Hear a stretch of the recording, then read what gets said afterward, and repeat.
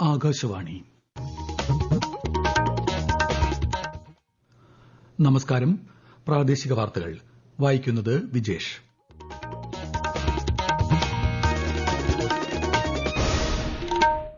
പ്രധാന വാർത്തകൾ. പാർലമെന്റിന്റെ ശീതകാല സമ്മേളനം പുരോഗമിക്കുന്നു. റെയിൽവേ ഭേദഗതി ബിൽ 2024 ഇന്ന് ലോക്സഭയിൽ ചർച്ചയ്ക്ക്. കേരളത്തിലെ റെയിൽവേ വികസന പദ്ധതികൾക്ക് തടസ്സമാകുന്നത് ഭൂമി ഏറ്റെടുക്കലിലെ കാലതാമസമാണെന്ന് കേന്ദ്ര റെയിൽവേ മന്ത്രി അശ്വിനി വൈഷ്ണവ്. ചേലക്കര എംഎൽഎയായി യു.ആർ. പ്രദീപും പാലക്കാട് എംഎൽഎയായി രാഹുൽ മാങ്കൂട്ടത്തിലും സത്യപ്രതിജ്ഞ ചെയ്തു. വിഴിഞ്ഞം അന്താരാഷ്ട്ര തുറമുഖത്തിൽ വാണിജ്യാടിസ്ഥാനത്തിൽ പ്രവർത്തനങ്ങൾക്ക് ഇന്ന് തുടക്കം. ഇന്ത്യൻ നാവികസേനയുടെ നേട്ടങ്ങളുടെ സ്മരണയിൽ ഇന്ന് നാവികസേനാ ദിനം. സംസ്ഥാനത്തും വിവിധ പരിപാടികൾ സംഘടിപ്പിച്ചു. വാർത്തകൾ വിശദമായി. പാർലമെന്റിന്റെ ഇരുസഭകളിലും ശീതകാല സമ്മേളനം പുരോഗമിക്കുന്നു. ലോക്സഭയിൽ റെയിൽവേ ഭേദഗതി ബിൽ 2024 ഇന്ന് ചർച്ചയ്ക്കെടുക്കും. പാർലമെന്റ് മന്ദിരത്തിന്റെ കവാടത്തിൽ പ്രതിഷേധങ്ങൾ ഒഴിവാക്കണമെന്ന് ലോക്സഭാ സ്പീക്കർ ഓം ബിർല അംഗങ്ങളോട് നിർദ്ദേശിച്ചു. രാജ്യസഭയിൽ കർഷകരുടെ പ്രശ്നങ്ങൾ ചർച്ചയ്ക്കെടുക്കാത്തതിൽ പ്രതിപക്ഷാംഗങ്ങൾ പ്രതിഷേധിച്ചു. കേരളത്തിലെ റെയിൽ വികസന പദ്ധതികൾക്ക് തടസ്സമാകുന്നത് ഭൂമി ഏറ്റെടുക്കലിലെ കാലതാമസമാണെന്ന് കേന്ദ്ര റെയിൽവേ മന്ത്രി അശ്വിനി വൈഷ്ണവ് ലോക്സഭയിൽ അറിയിച്ചു.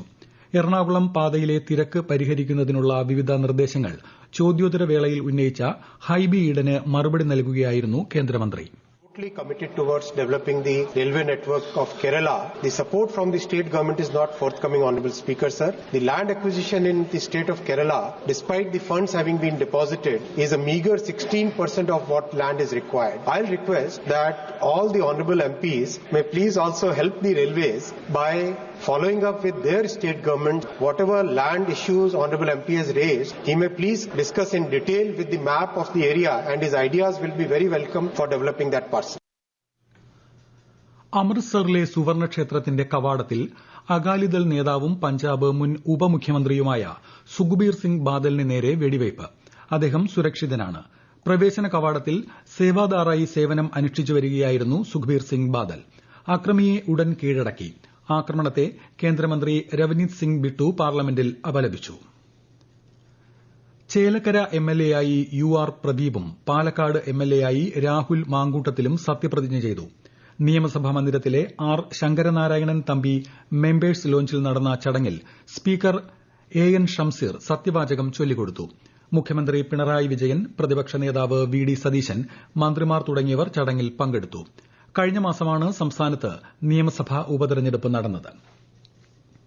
റെയിൽവേ സ്റ്റേഷനുകൾ നവീകരിക്കാനുള്ള കേന്ദ്ര പദ്ധതിയായ അമൃത് ഭാരത് സംരംഭത്തിന്റെ ഭാഗമായി പാലക്കാട് ഷൊർണൂർ റെയിൽവേ സ്റ്റേഷനിലെ പുതിയ ടിക്കറ്റ് കൌണ്ടർ യാത്രക്കാർക്ക് തുറന്നു നൽകി. വിശദാംശങ്ങളുമായി പാലക്കാട് നിന്നും ആകാശവാണി ജില്ലാ പ്രതിനിധി ഫൈസൽ അലിമുത്ത്.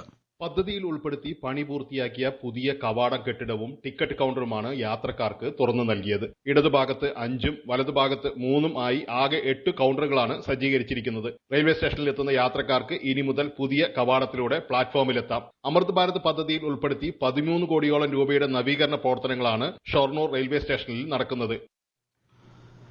രാജ്യം ഇന്ന് നാവികസേനാ ദിനം ആഘോഷിക്കുന്നു. ഇന്ത്യൻ നാവികസേനയുടെ മികച്ച നേട്ടങ്ങൾ അനുസ്മരിക്കുന്നതിനാണ് എല്ലാ വർഷവും ഡിസംബർ 4 നാവികസേനാ ദിനമായി ആഘോഷിക്കുന്നത്. ഒഡീഷയിലെ പുരിയിൽ ബ്ലൂ ഫ്ളാഗ് ബീച്ചിൽ നടക്കുന്ന നാവികസേനാ ദിനാചരണ പരിപാടിയിൽ രാഷ്ട്രപതി ദ്രൌപദി മുർമു മുഖ്യാതിഥിയാകും. നാവികസേനാ ദിനത്തോടനുബന്ധിച്ച് എല്ലാ നാവികസേനാ അംഗങ്ങൾക്കും കുടുംബാംഗങ്ങൾക്കും പ്രധാനമന്ത്രി നരേന്ദ്രമോദി, രാജ്യരക്ഷാമന്ത്രി രാജ്നാഥ് സിംഗ് എന്നിവർ ആശംസകൾ നേർന്നു. നാവികസേനാ ദിനത്തിന്റെ ഭാഗമായി സംസ്ഥാനത്തും വിവിധ പരിപാടികൾ സംഘടിപ്പിച്ചു. കണ്ണൂർ ജില്ലയിലെ വിരമിച്ച നാവികസേനാംഗങ്ങളുടെ കൂട്ടായ്മയായ കണ്ണൂർ ഫ്ലീറ്റ് മീറ്റ് രാവിലെ കണ്ണൂരിലെ യുദ്ധസ്മാരകത്തിൽ പുഷ്പാർച്ചന നടത്തി. ചടങ്ങിൽ DSC commandant colonel Paramvir Singh Nagra മുഖ്യാതിഥിയായി. വിഴിഞ്ഞം അന്താരാഷ്ട്ര തുറമുഖം വാണിജ്യാടിസ്ഥാനത്തിൽ പ്രവർത്തനങ്ങൾക്ക് തുടക്കമായി. ഇതു സംബന്ധിച്ച പ്രഖ്യാപനവും സർട്ടിഫിക്കറ്റ് കൈമാറലും അല്പസമയത്തിനകം തിരുവനന്തപുരത്ത് നടക്കും.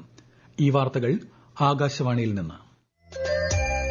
ആകാശവാണി വാർത്തകളും വാർത്താ അധിഷ്ഠിത പരിപാടികളും all India radio news Thiruvananthapuram YouTube ചാനലിലും all India radio news Thiruvananthapuram Facebook പേജിലും AIR ന്യൂസ് _തിരുവനന്തപുരം ഇൻസ്റ്റഗ്രാം അക്കൌണ്ടിലും AIR ന്യൂസ് _TVM X ഹാൻഡിലും ലഭ്യമാണ്. മഹാരാഷ്ട്രയിൽ ബിജെപിയുടെ മുതിർന്ന നേതാവ് ദേവേന്ദ്ര ഫട്നാവിസിനെ നിയമസഭാ കക്ഷി നേതാവായി തെരഞ്ഞെടുത്തു. മഹായുതി സർക്കാരിന്റെ സത്യപ്രതിജ്ഞ നാളെ വൈകുന്നേരം 5 മണിക്ക് ദക്ഷിണ മുംബൈയിലെ ആസാദ് മൈതാനിയിൽ നടക്കും. അക്രമ സംഭവങ്ങളുണ്ടായ ഉത്തർപ്രദേശിലെ സംഭലിൽ സന്ദർശനത്തിനെത്തിയ ലോക്സഭാ പ്രതിപക്ഷ നേതാവ് രാഹുൽ ഗാന്ധിയെ ഗാസിപൂർ അതിർത്തിയിൽ പോലീസ് തടഞ്ഞു. കോൺഗ്രസ് നേതാവ് പ്രിയങ്ക ഗാന്ധിയും രാഹുലിനൊപ്പമുണ്ട്. സംസ്ഥാനത്ത് ഡിസംബർ മാസത്തെ റേഷൻ വിതരണം നാളെ ആരംഭിക്കും. നീല കാർഡുകാർക്ക് 3 കിലോയും വെള്ള കാർഡുകാർക്ക് 5 കിലോയും അരി 10 രൂപ 90 പൈസ നിരക്കിൽ അധിക വിഹിതമായി ലഭിക്കുമെന്ന് സംസ്ഥാന സിവിൽ സപ്ലൈസ് വകുപ്പ് അറിയിച്ചു. മാസാന്ത്യ കണക്കെടുപ്പുമായി ബന്ധപ്പെട്ട് ഇന്ന് റേഷൻ കടകൾക്ക് അവധിയാണ്.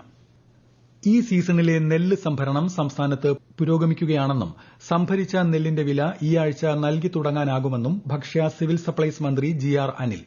ധനവകുപ്പിൽ നിന്ന് വില നിശ്ചയിച്ച് ഉത്തരവിറങ്ങിയിട്ടുണ്ട്. വെള്ളിയാഴ്ചയോ ശനിയാഴ്ചയോ തുക കർഷകർക്ക് നൽകി തുടങ്ങും. സംസ്ഥാന സർക്കാർ തുക നൽകുന്നതുമായി ബന്ധപ്പെട്ട തെറ്റായ പ്രചാരണം അവസാനിപ്പിക്കണമെന്നും മന്ത്രി അഭ്യർത്ഥിച്ചു. ശബരിമല സന്നിധാനത്ത് തിരക്ക് തുടരുന്നു. ഇന്നലെ ആകെ 75,000-ലേറെ പേർ ദർശനം നടത്തി. സത്രം, പുല്ലുമേട്, എരുമേലി, കാളകെട്ടി, കാനനപാതകളും തുറന്നിട്ടുണ്ട്. യാത്രാ നിരോധനം ഏർപ്പെടുത്തിയിരുന്ന കാനനപാത ശബരിമല തീർത്ഥാടകർക്കായി തുറന്നു. മുൻ വർഷത്തേക്കാൾ കൂടുതൽ ഭക്തരാണ് ഇത്തവണ കുമളിയിൽ നിന്നും മുക്കുഴി സത്രം വഴിയുള്ള കാനനപാത തെരഞ്ഞെടുക്കുന്നത്. വിശദാംശങ്ങളുമായി ആകാശവാണി ഇടുക്കി ജില്ലാ പ്രതിനിധി രതീഷ് കൃഷ്ണ. യാത്രാ നിരോധനം പിൻവലിച്ചതിനാൽ കുമളിയിൽ നിന്ന് മുക്കുഴി, സത്രം, പുല്ലുമേട് വഴിയുള്ള കാനനപാതയിലൂടെ ശബരിമല തീർത്ഥാടകർ പ്രവേശിച്ചു തുടങ്ങി. പ്രതികൂല കാലാവസ്ഥയെ തുടർന്ന് തിങ്കളാഴ്ച ഉച്ചയ്ക്ക് മുതൽ കാനനപാതയിലൂടെയുള്ള യാത്ര താൽക്കാലികമായി നിരോധിച്ചിരുന്നു. സഞ്ചാരയോഗ്യമെന്ന വനംവകുപ്പിൽ നിന്ന് റിപ്പോർട്ട് ലഭിച്ചതിനെ തുടർന്നാണ് ഭക്തർക്കായി പാത തുറന്നത്. ഇത്തവണ മണ്ഡലകാലം തുടങ്ങി 2 ആഴ്ച പിന്നിട്ടപ്പോൾ തന്നെ 9,000-ഓളം ഭക്തർ കാനനപാതയിലൂടെ കാൽനടയായി ശബരിമലയിലേക്ക് പോയി. മുൻ വർഷത്തേക്കാൾ ഏറെ കൂടുതലാണിത്.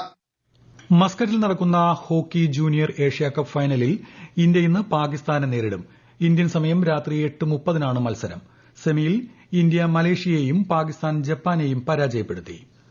കോഴിക്കോട് കോർപ്പറേഷൻ സ്റ്റേഡിയത്തിൽ ഇന്നലെ നടന്ന ഐ ലീഗ് ഫുട്ബോളിൽ ഗോകുലം കേരള FC ഐസ്വാൾ FC മത്സരം സമനിലയിൽ പിരിഞ്ഞു. ഇരു ടീമുകളും ഓരോ ഗോളുകൾ നേടി. ശനിയാഴ്ച ചർച്ചിൽ ബ്രദേഴ്സ് ഗോവയുമായാണ് ഗോകുലം കേരളയുടെ അടുത്ത മത്സരം. കൊല്ലം ആര്യങ്കാവിൽ ശബരിമല തീർത്ഥാടകർ സഞ്ചരിച്ച ബസ് ലോറിയുമായി കൂട്ടിയിടിച്ച് ഒരാൾ മരിച്ചു. 30ഓളം പേർക്ക് പരിക്കേറ്റു. തമിഴ്നാട് സേലം സ്വദേശി ധനപാലനാണ് മരിച്ചത്. വയനാട് പൂക്കോട് വെറ്റിനറി സർവകലാശാലയ്ക്ക് സമീപം ടൂറിസ്റ്റ് ബസ് താഴ്ചയിലേക്ക് മറിഞ്ഞ് നിരവധി പേർക്ക് പരിക്ക്. കർണാടകത്തിൽ നിന്നും എറണാകുളത്തേക്ക് സ്കൂൾ വിദ്യാർത്ഥികളെയും കൊണ്ട് വിനോദയാത്ര പുറപ്പെട്ട ബസ്സാണ് അപകടത്തിൽപ്പെട്ടത്. ആരുടെയും പരിക്ക് ഗുരുതരമല്ല. സംസ്ഥാനത്ത് ഗ്രാമപഞ്ചായത്തുകൾ, നഗരസഭകൾ, കോർപ്പറേഷനുകൾ എന്നിവയുടെ കരട് വാർഡ് വിഭജനവുമായി ബന്ധപ്പെട്ട പരാതികൾ ഇന്നുകൂടി സ്വീകരിക്കും. ഇന്ന് വൈകിട്ട് 5 മണിക്ക് മുമ്പായി പരാതികളും നിർദ്ദേശങ്ങളും ഡീലിമിറ്റേഷൻ കമ്മീഷൻ സെക്രട്ടറിക്കോ ബന്ധപ്പെട്ട ജില്ലാ കളക്ടർക്കോ നൽകാം. നവംബർ 16-നാണ് കരട് വാർഡ് വിഭജന നിർദ്ദേശങ്ങൾ പ്രസിദ്ധീകരിച്ചത്. തദ്ദേശ സ്ഥാപനത്തിന്റെ ഡിജിറ്റൽ ഭൂപടവും സർക്കാർ പൊതുജനങ്ങൾക്ക് ലഭ്യമാക്കിയിട്ടുണ്ട്. രാജ്യത്തെ ഓഹരി വിപണികളിൽ നേട്ടം. ബോംബെ ഓഹരി സൂചിക സെൻസെക്സ് 160 പോയിന്റ് ഉയർന്ന് 81,006-ലും ദേശീയ ഓഹരി സൂചിക നിഫ്റ്റി 29 പോയിന്റ് നേട്ടത്തിൽ 24,487-ലും വ്യാപാരം തുടരുന്നു.